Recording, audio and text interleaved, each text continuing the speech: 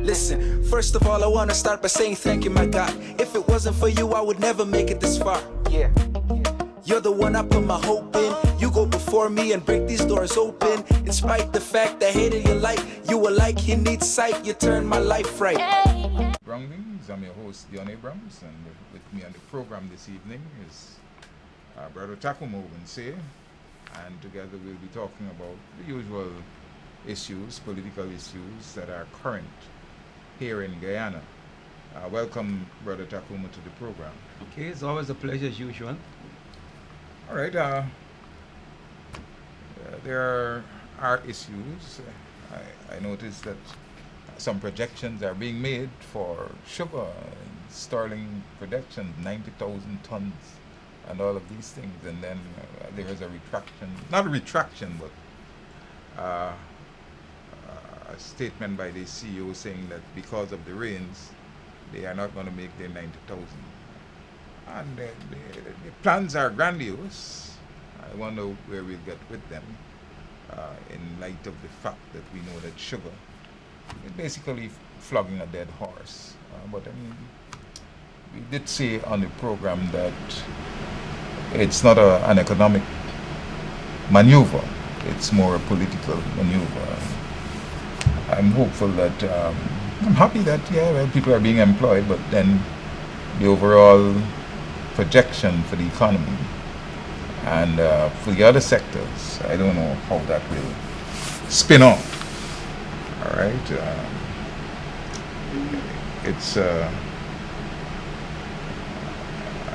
I don't want to, that it can't be a progressive step. It can never be in any economic sense. But we're dealing with the PPP. Now, the oil and gas sector, the director of the Center for Business Development, Mr. Patrick Henry, had made a recent statement that there are some 3,700 companies registered with the center, and that, there are 700 out of those are local companies and so on. And that the sector, I think he said 700 got Guyanese jobs. Yeah, secure jobs. Yeah, 2,300 are Guyanese. Guyanese own. Right. Yeah, I mean, I found it interesting because it's good to have the statistics to see how we're going. But more importantly, I think we need to know the ethnic breakdown of these companies. Both companies that actually secure work in the sector, and both companies that are lined up to access work. Because one of the things we wouldn't want to happen is that this new oil and gas sector, contribute to the widening of the ethnic, economic disparities between the ethnic groups. And I think that while we need general statistics and information, we need some specific information also from the center or some agency in the government who is looking, at these important challenges.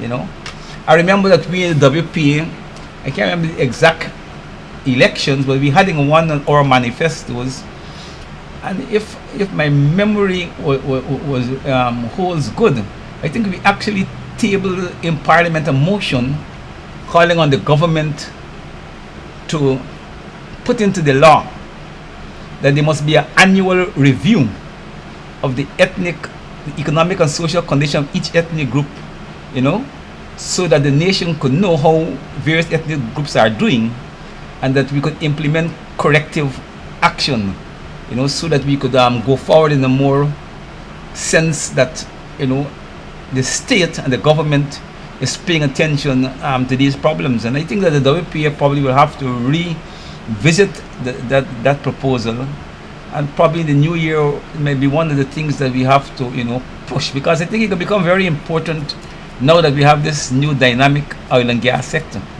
Because with the present situation where the African and American stakes in the economy is so minuscule, one would hope that the state consciously and the government consciously find ways and measures to use the oil industry and oil and gas industry to help correct some of these imbalances. And you can't leave all of these matters to the market forces. Well, I was you know? about to ask him, in a free market economy, how do you rationalize intervention to say, well, taking action to ensure that there is equitable or maybe near equity in terms of distribution of the wealth from the sector? I mean, I know the argument, but I think our government has a responsibility to create the environment not only for business, but also the environment for its long-term cohesion and stability. And while I understand the logic of those who argue that the economy should be driven by the market forces and governments to keep their hand, no part of the world, even in America, governments intervene. So I still believe that there is a strong need for the government to pay attention to these things and where necessary intervene. It's not that the government is intervening and taking over, but the government may intervene to help a ethnic group that seems to be not in a position to access certain advantages, to help them to access it. If they need more training, if they need assistance with strategic capital and so forth, that is the duty of the government.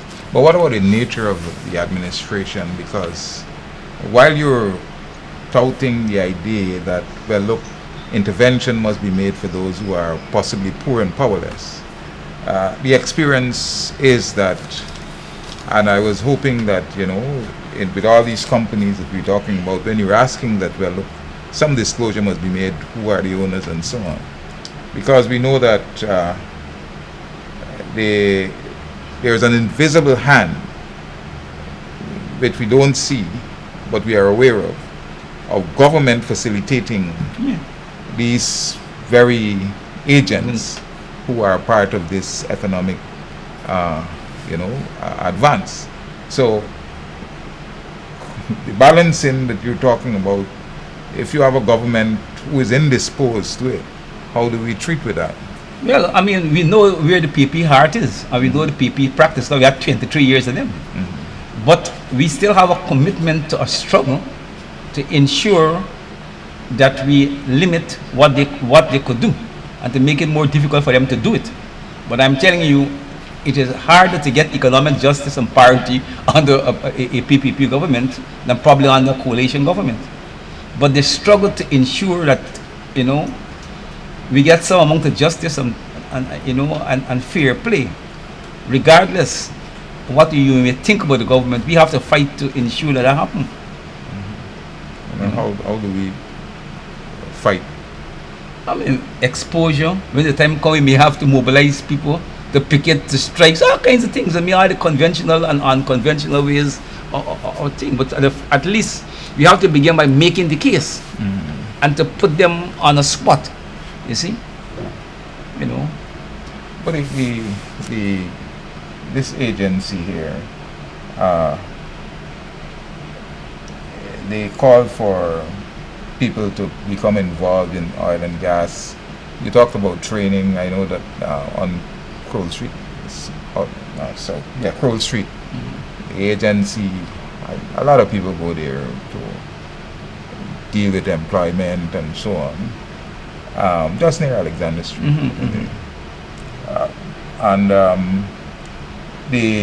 At least ExxonMobil is saying that they have been employing people to a significant degree, and that they are not only involved in employment, but they are taking part in the economy in so many different ways. The question is always, again,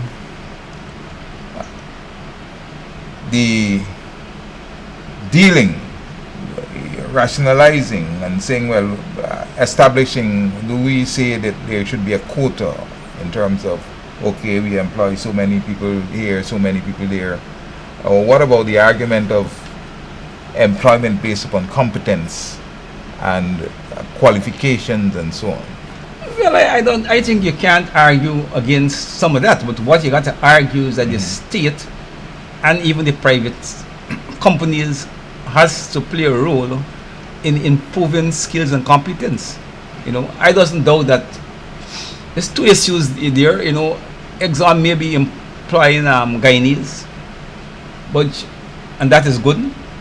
But you also need to know to what extent, to what percentage, okay, of the overall wealth that is created by ExxonMobil, okay, is reflected in the employment of Guyanese. I mean, things like that you need to know. Because you could be employing Guyanese at the lowest level end. That is totally insignificant. You know? So I think both things have to be done. I think you have to fight for competence and so forth and so forth.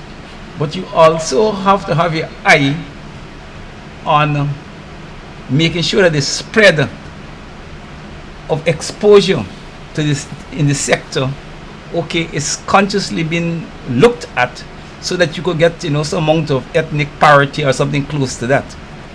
Okay.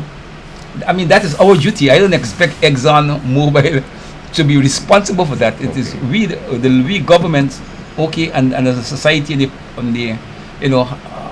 has the duty to ensure that this happens. Well, that's a possibility because a lot of the employment is not directly Exxon. Exxon is indirectly. Yeah, it's indirect, right? And so the agencies that are involved, but we're hearing a lot about these agencies that they're being paid a whole lot of money by Exxon, and when the employees when they actually recruit people, they're paying them pittances. Mm-hmm. All right, and we're not hearing any, response from the government or getting a sense that there is any move to ensure that people get justice. Yeah, people get justice in this regard, and that's not a good thing at all. That's not a good thing. So, advantage of the poor and the powerless is also a part of the scenario here, and it needs to be addressed. Yeah, needs to be fixed. The Minister of Labour really should be looking into that. I'm hoping that people have often complained with the Labour Ministry that when they go, they don't get the kind of responses that they need. I'm hoping that Mr. Hamilton is going to demonstrate some different level of dealing with if I remember quite, he went to try mining the thing, and he was complaining that he asked the management to have a meeting exclusively with the workers, with the management in the granted. Very interesting, Yeah, but you get the private sector came down upon him. In relation to that? I don't and he had to apologize. because he made that observation?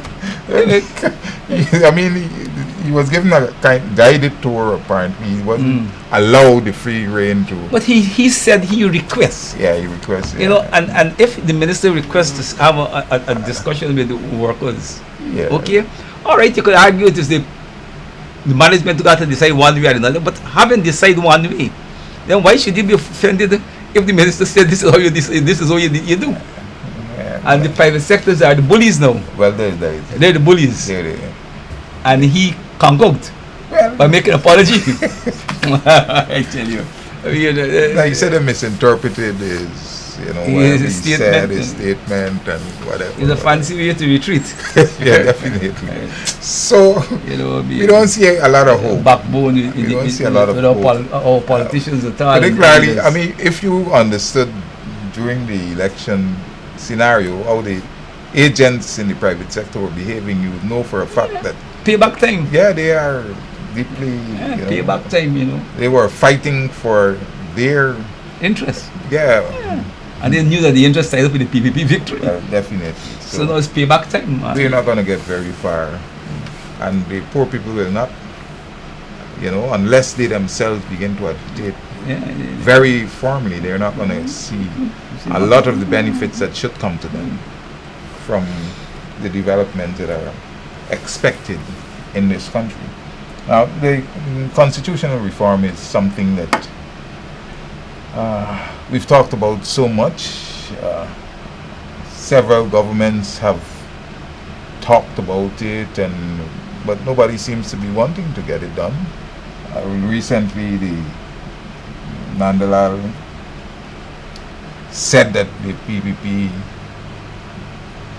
is mindful and interested in constitutional reform, but then he's saying that the matter of compliance is one that should be addressed. Yes, I remember reading that article, Yeah. and it was interesting. I mean, I know that they would say they're committed to it, because I don't think no government could now say they're not committed to constitutional reform After all those what transpired.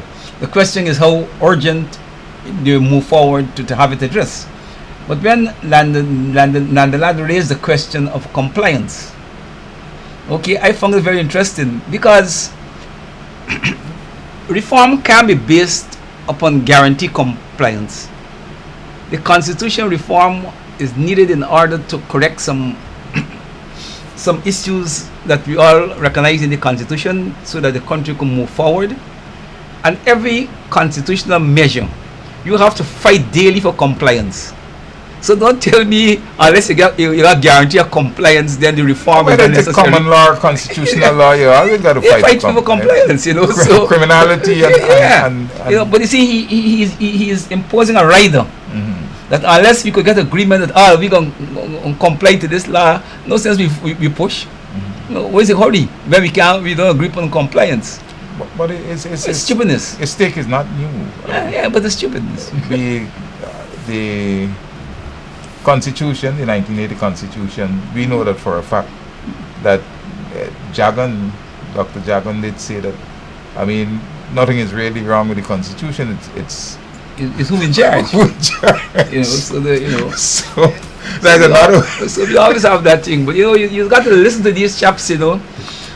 So we have to keep our eyes on the process, and I think we have to press for important constitutional reforms. You know. Yeah, but our Constitution has been so battered from May 2 coming back. I mean, beginning with the first case that was taken to the court. No confidence? Not no confidence. The after elections. Okay. All right, to halt the declaration and so on, and then the decision that, well, look, the court has jurisdiction to decide. And when we know for a fact that basically the petition should have been the route, because even the CCJ, they said that, well, look, it should not have gotten to that, but it's too late. It has reached that point where, the whole thing is that they have to. So everybody got their hands, somehow mixed up in the whole thing. So that, for me now, there is no clear idea of where we stand with our Constitution, particularly as it relates to elections. All right? But I think the more fundamental part of the Constitution, you want to change the governance structure. Yeah, well, that because too, it is the governance structure that, in a way, that influence electoral behavior. So while, yes, we have to tighten areas of the Constitution that relates to the electoral structure and so forth and elections, I think the fundamental issue that we got to fix in the Constitution is a governance structure that is very inclusive, and it's power sharing in its very nature. Because unless you solve that, all the other things you're not going to be able to solve in any serious way. And that is where all the parties so far who have been in power seems to have problems. Once they're in power, they somehow likes the power that the Constitution gives them, but when they lose power, then they have an interest in change. So it's a very opportunistic approach to the thing. But we as citizens we have to fight and press for these renovations, because at the end of the day, the Constitution belongs to the people and not to the leaders.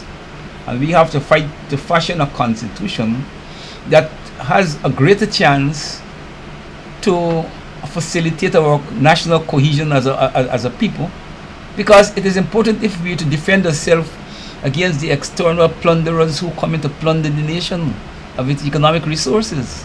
A divided country can't fight against those sharks and the kind of money we're talking about out of oil and gas. That is moving Guyana potentially from one of the poorest countries in the hemisphere to probably one of the richest countries in the world per population. In a few years, we're talking about tremendous wealth. and tremendous vultures will be, in your backyard.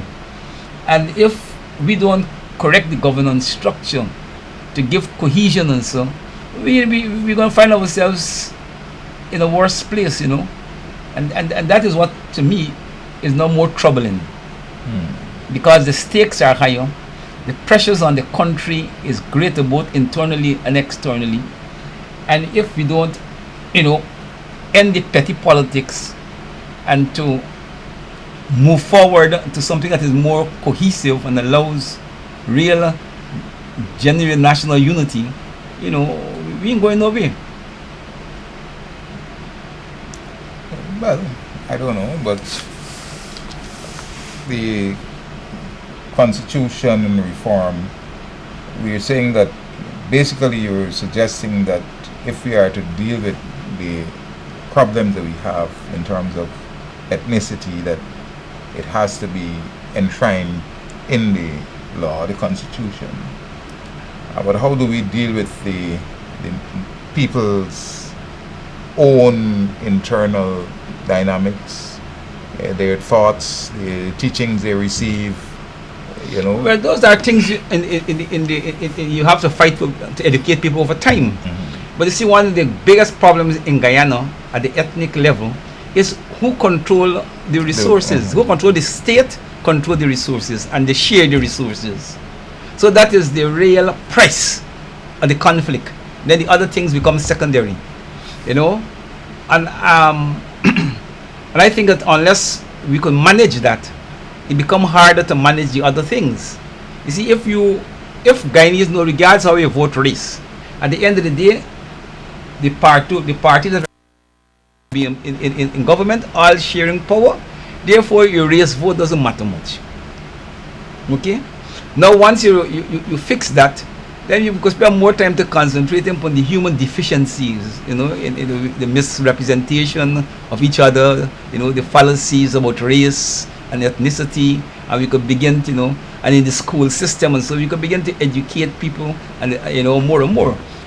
But if at the level of politics and economy you don't correct what drives people into ethnic insecurity, then those other things become harder to deal with. I want to ask you a question, because I know that you are still are an activist in the African Guyanese community, apart from your larger role in the broader politics. The argument by some is that black people don't have business acumen, that they are really poor at managing financial resources and all of that.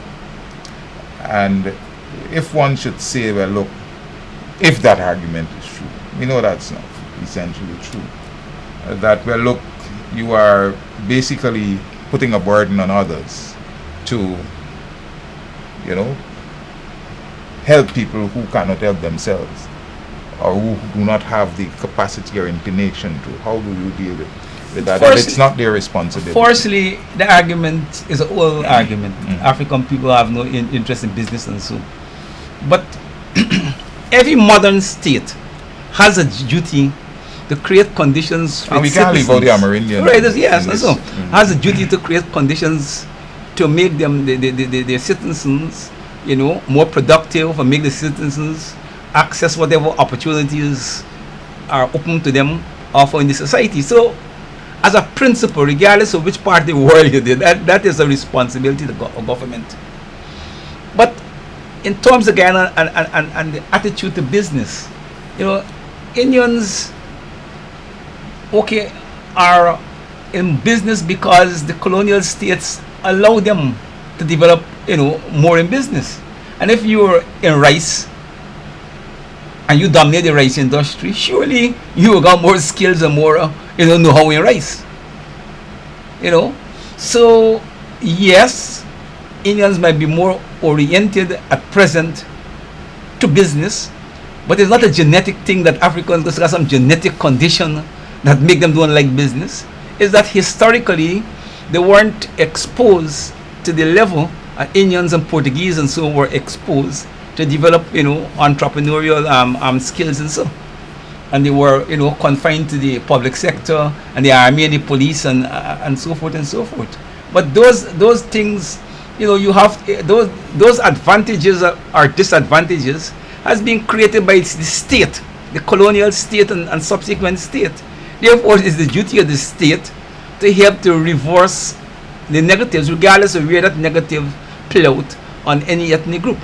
So I don't buy the notion that if African community argue that the state or the government should do more to make them more entrepreneurial and make them more competitive with the private sector, that's acting a burden on other people. That is the duty of the state. It's taxpayers' money. You understand that? That is the duty of the state, and that is the role of political and national leadership. So I don't buy it. As against facilitating those who already have. Okay. You can't want a just society and encourage inequalities. At present, at a glance, I've been saying it, and I hear no Indian elements or Portuguese elements challenge it. If you watch this economy, African Americans probably have about 10% stakes in the economy. Okay? Between the Indian, Portuguese, and the Chinese and the Europeans, they probably control about 60%, about 55-60%, and the Indians must have about 40, 50, something percent. I mean, that's a level of disparity, and that didn't develop overnight. That is a process, and the economic system is based upon wealth. The rich get richer, and the poor get poorer unless you take actions, to mitigate some of those things. So you can't have stability with the economy that continue to go along the lines. Okay. So it has to be addressed whether we like it or we like it not. And we have to remember that every other Guyanese, Indians, Portuguese, Chinese, and so benefit from the African for over 200 plus years. African community was deprived of collective wealth. We work for nothing. And people doesn't factor that deprivation in the African condition.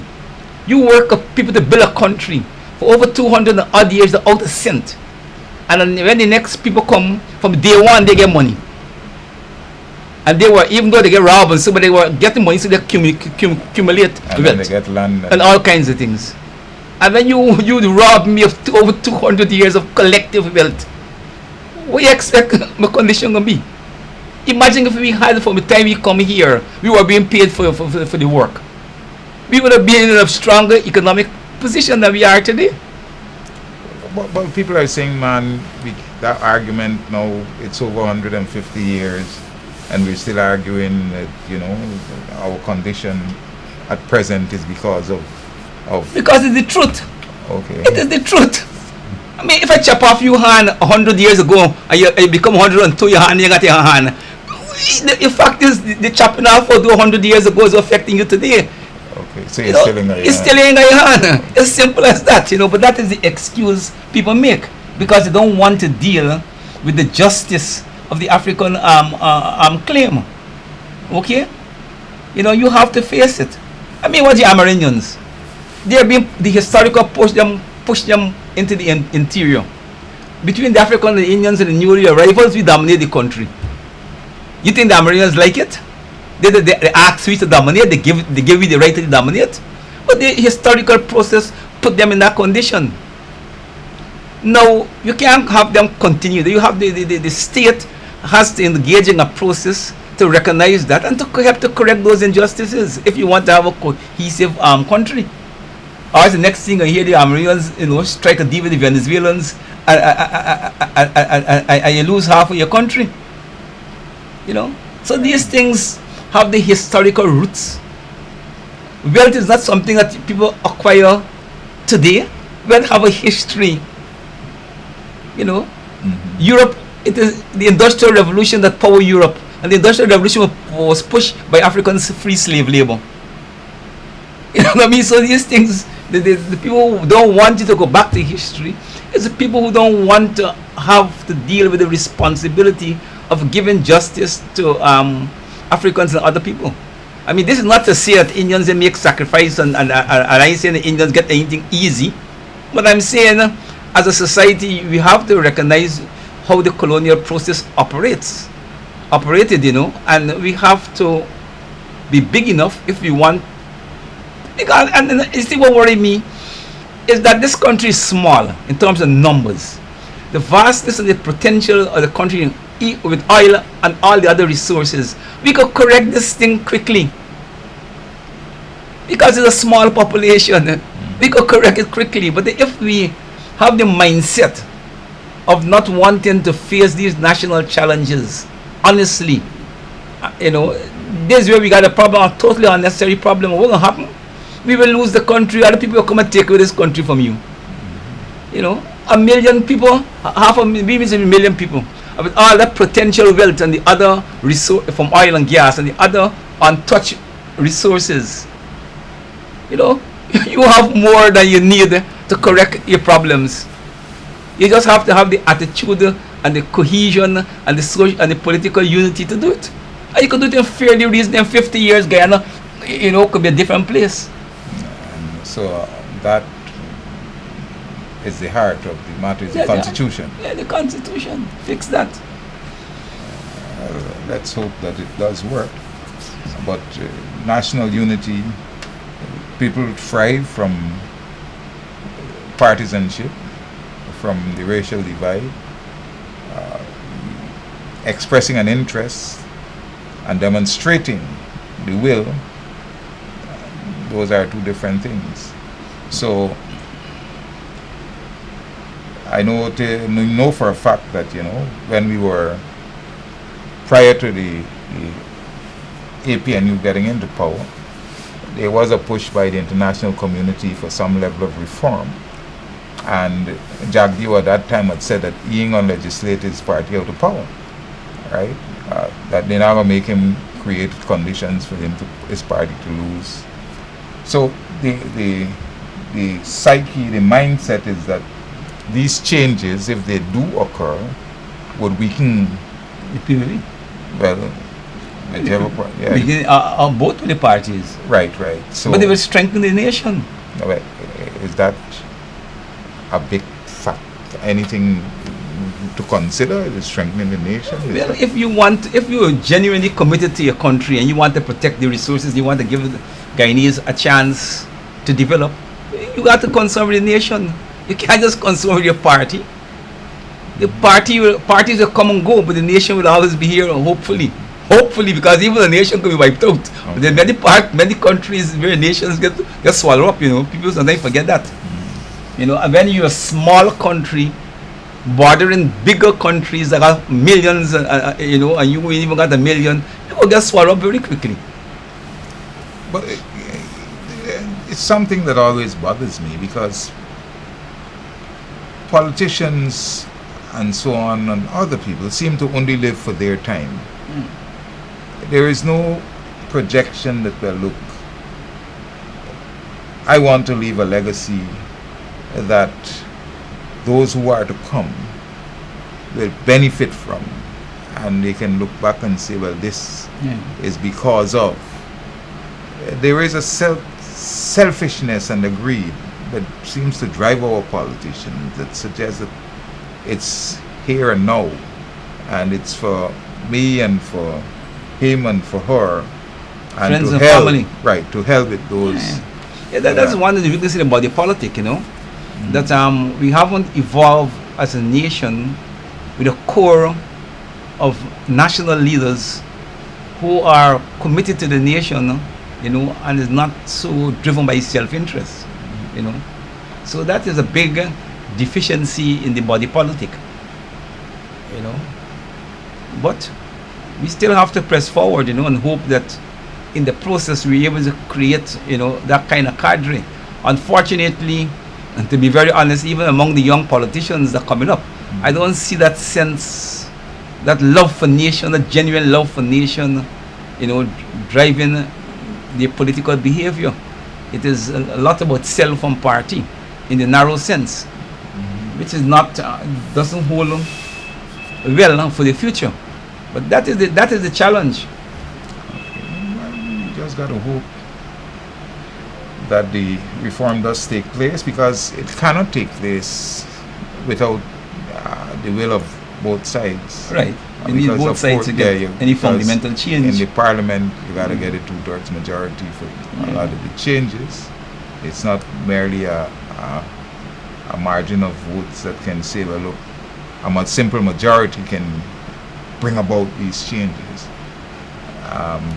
I know some countries, the other day, I think it was Grenada, had a referendum on their constitution.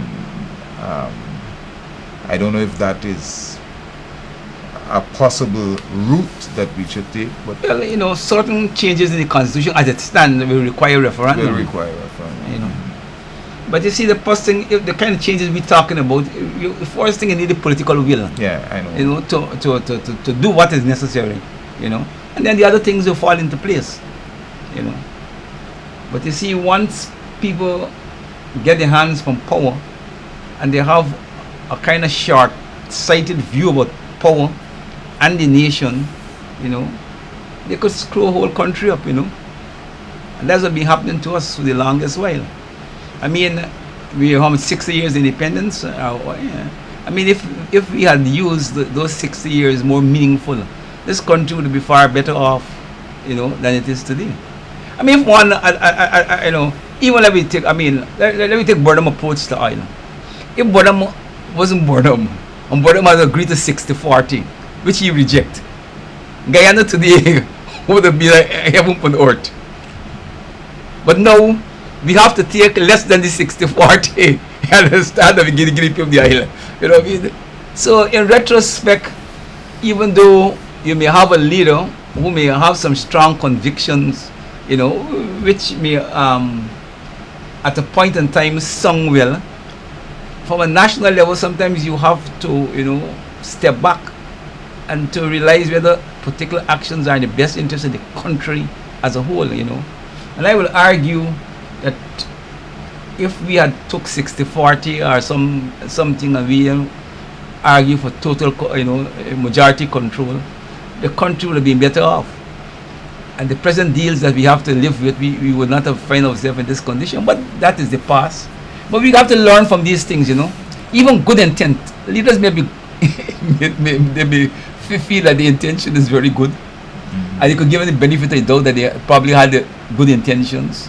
But then you still have to make a kind of objective assessment of whether these apparently good intentions were really in the best interest of the nation. These are challenges a country has to keep doing in order to avoid making the same set of mistakes over and over.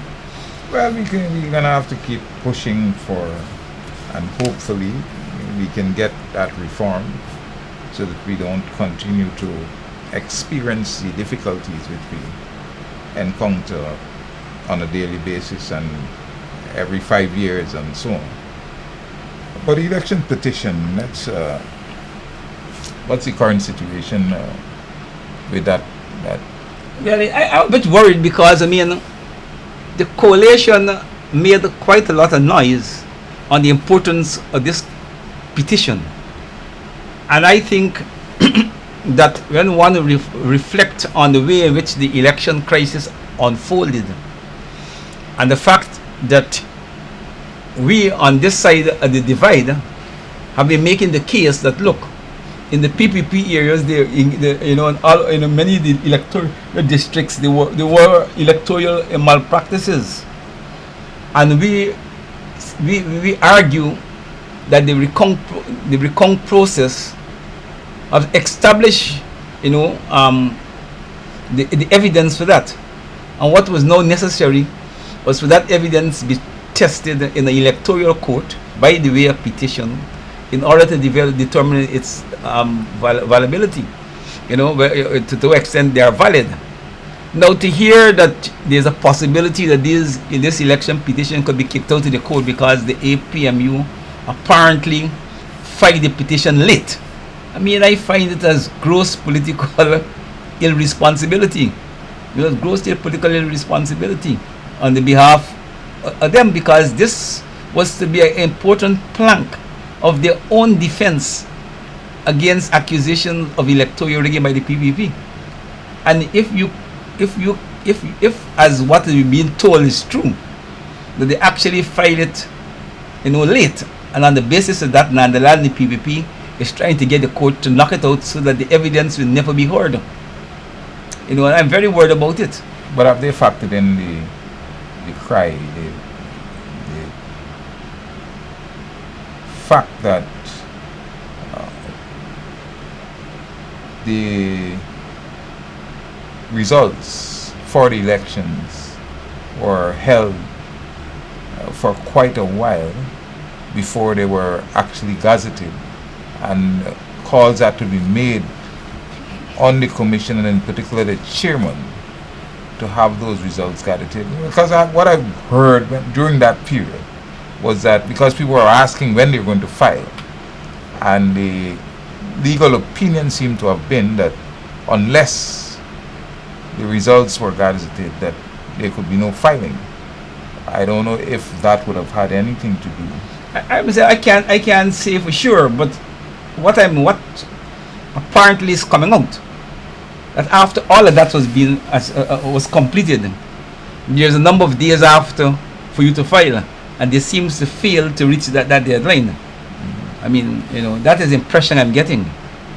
So, I mean, it will be clarified when the case, I think it's Monday, the case continue, as the case unfold. But I mean, it will be a tragedy if the PP succeed in getting the petition thrown out without being heard. Again demonstrate the weakness in our legal. It's not legal. You can't blame the legal people.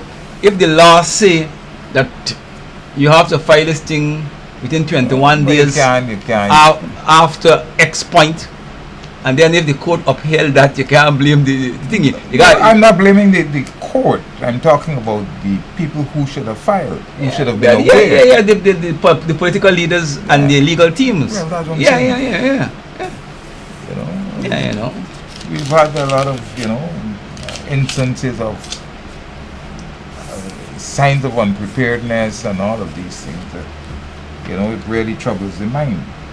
Yeah. So let's hope that, that somehow that what you were saying is not true, because I would like to hear the arguments in relation to the petition and all of those anomalies and so, to see, the country, the country needed. I mean, if the PPP was a different party, a different party would take the approach, look, this petition is important to validate me victory. Even though they don't file it in time, assuming they don't file it in time, I want the court to continue the process and to look at the evidence.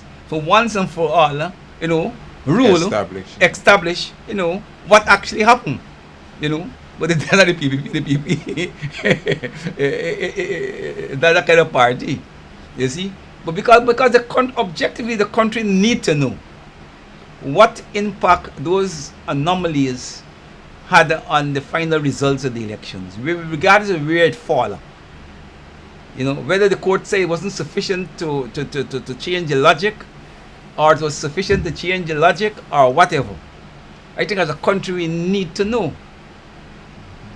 I think it's important that we get that clarification. You see, and when politicians are afraid to have those things tested, I become very suspicious. So I am not, even though I'm critical of the APMU AFC coalition, if it turned out that it didn't file on time, I'm also critical of the PPP of not wanting the petition to be heard. And I think it's in the interest of the nation that petition be heard regardless of the illegal technicalities on timing. The country need to know. Because that is, if you tell me that this is a major problem in the electoral process and in the political system, then allow the courts to establish, whether what is being perceived, as irregularities was in fact irregularities. Don't go through, don't hide behind legal technicalities and try to win the case without a hearing. Well, you're not going to have your... No, you're not going to hold the PPP. I know you're not going to hold the PPP, but at least we still got to expose them. That if you're really concerned about the nation, let the petition be heard. But the real politics would not allow the PPP to do that. I guess the same person would have been bothering you about the fact that the PPP made some promises to old age pensioners during the elections, and it seems as though they're not going to fulfill that promise. Well, it's a person who view Groundings on a weekly basis, and he's a pensioner like me, and he approached me on the road and asked me when they're going to start to pay the $40,000 that people they promise. And I told him I don't think that they promised that thing. He said yes, they promised it. I said it might be in the manifesto, but I don't think they're agreeing to pay it now. So I promised him that I will go and check it, to make sure, because he want me to also answer on Groundings. So I did check it, and it's in the PPP manifesto, but they haven't put a time factor on it. So if you read it, you have to see they're committed to pay the 40,000 before the end of the 5-year term. It is not going to come in the next budget, or probably subsequent budget. Because they probably may do it piecemeal till they get the 40. Okay. So the 40 may only be realized probably the last year of the PP government. So I mean that is how I read what they had in the Constitution. You also normally would ask me to address the question of the water and the electricity for pensioners, whether there is going to be any kind of reversal of decision to have them, they still have some kind of for water and so on, they still have some kind of rebate in terms of how much is being paid. But electricity, I think, is a concern. Yeah. So we can't answer those questions. Right? We can just raise them and say that the pensioners are asking questions about them. And if somebody can give a public position in terms of the government in relation to those, we'll be happy. All right? The continuation of the PPP's assault on Afro-Guyanese in the public service. People are still being sent home.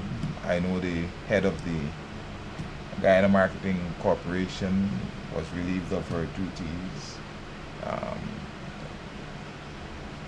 What is really happening?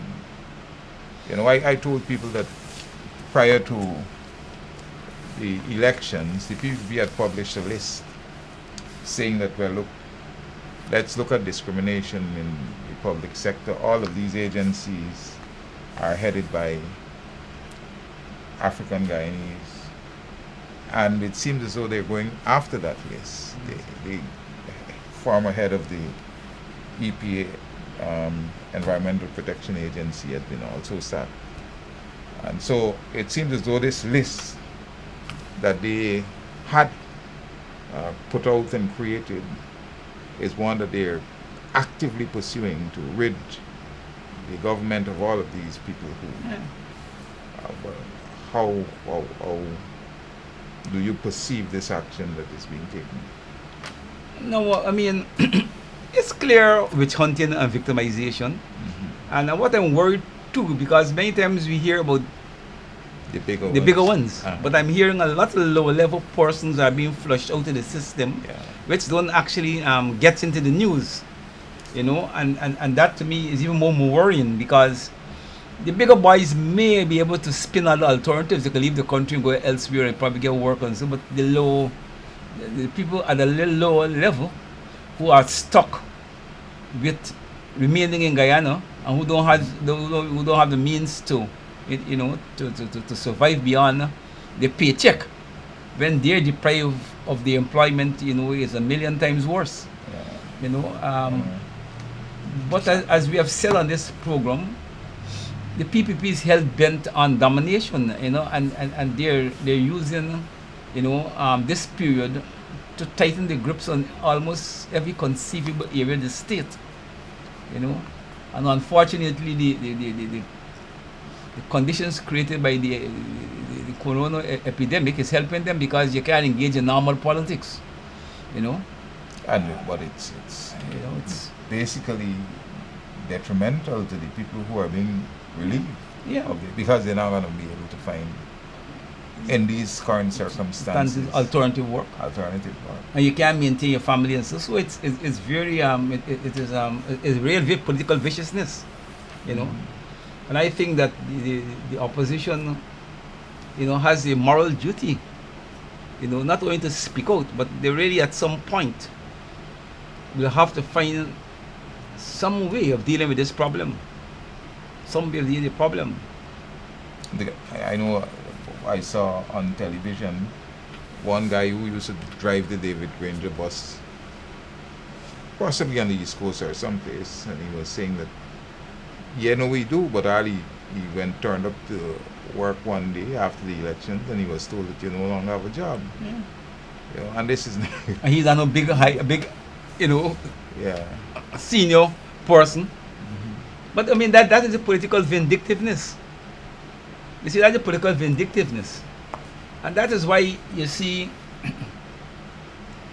as much as I understand all the arguments about democracy, and this and that, I really felt that Granger, the coalition, made a big mistake when they didn't push this crisis to a resolution that lead to some power sharing arrangements, because that's the only way you could protect your constituents.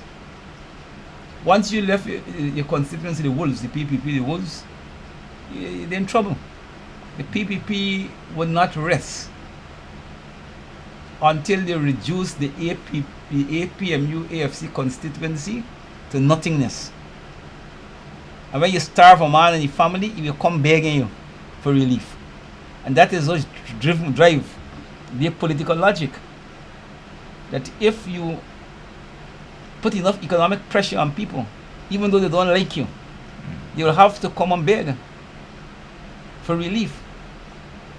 I see, and it's worse in Ghana because the government the PPP controls the government sector when they come into power, and the supporters control. I'm not talking about the rank and file supporters. I'm talking about the business interests in the private sector. They control the private sector. So if you get knocked off from the public sector, you go into the private sector, you're reaching the PP people there. Yeah. So you don't have, it's not like America where the economy is so diverse that when a person loses a government employment, they got umpteen, private sector possibilities that you can always walk in. In Guyana, it is different, and we're a small country, everybody knows everybody. Yeah. If I go and say, can't work with the state and I go to a private firm, since they hear a gun say, they know who's a gun say. Yeah. And if there's a PPP people, the PPP firm, you got the same treatment. You know what I mean? It's a tragedy that, we have to condemn, and we hope that, somehow they're going to put a halt to it. But the hope, is basically one that is hanging on a thin string. So hopefully something gives. And you were saying that people have to, you see, the opposition is doing nothing significant by way of challenge in dealing with what is happening to the supporters of the APNU, and it's a sad thing. Really, really sad, because the position that we find ourselves in is created by, as you said, what transpired after May 2nd, And to just abandon people like that is really a tragedy of immense proportion. It's unforgivable, and it's sad. We just have about 4 minutes more, I was listening to what's the name of the program? It's on channel 67. The Algala station, Omar Farouk. And the guy was interviewing the mayor of Georgetown, Mayor Yuvraj Singh. Pandit, Yeah, the Pandit. And he made a very revealing statement.